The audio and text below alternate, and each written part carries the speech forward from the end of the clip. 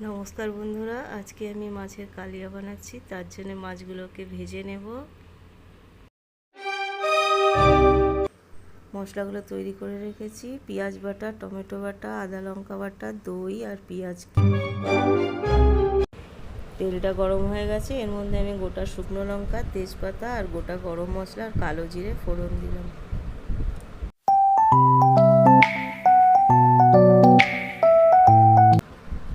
এবার আমি পেঁয়াজটাকে দিয়ে দিলাম। এবার আমি এর মধ্যে একটু চিনি দিয়ে দিলাম।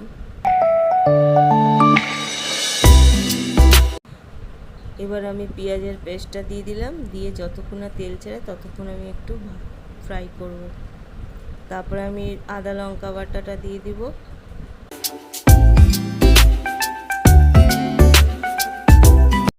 হলুদ গুঁড়ো, নুন, ধনে গুঁড়ো, জিরে গুঁড়ো আর লঙ্কা গুঁড়ো দিয়ে নাড়িয়ে নিলাম।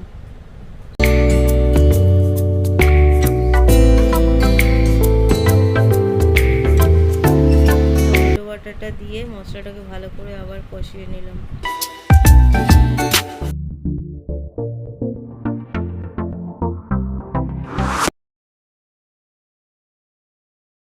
এবার আমি দই দিয়ে ভালো করে নেড়ে কষিয়ে নিলাম।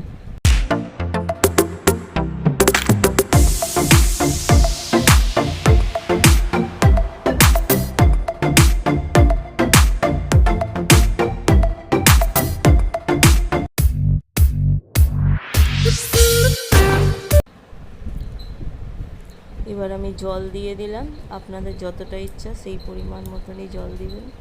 জলটা ফুটে গেলে তারপরে মাছটা আমি দিয়ে দেবো।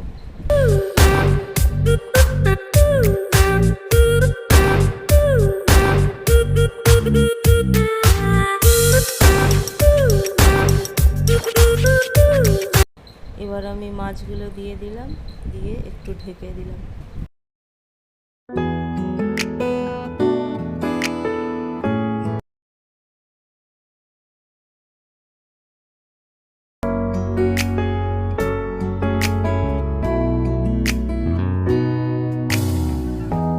햇살이 너무 좋았어.